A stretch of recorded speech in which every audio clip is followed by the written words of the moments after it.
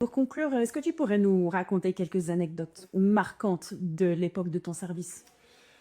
Alors, moi, je pense, les anecdotes les plus marquantes étaient lorsque j'ai reçu une unité en tant que jeune lieutenant.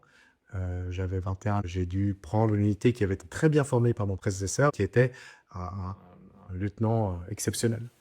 Donc, j'ai dû rentrer dans cette unité qui était très marquée par son précédent chef.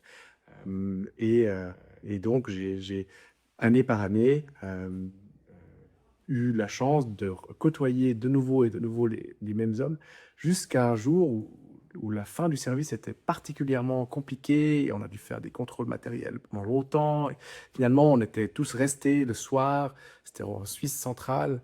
euh, et donc, certaines personnes, si elles ne prenaient pas le train à ce moment-là, allaient louper leur train et ne pouvaient pas rentrer à la maison le même soir.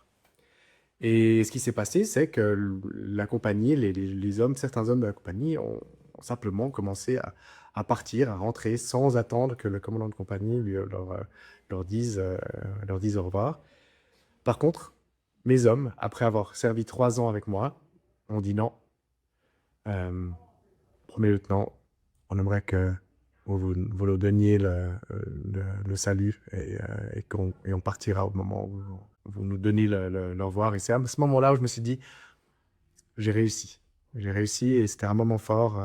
Après, bien sûr, en tant que dans l'école d'officier, ben, on a beaucoup de choses qui sont assez marquantes, surtout parce qu'elles sont dures.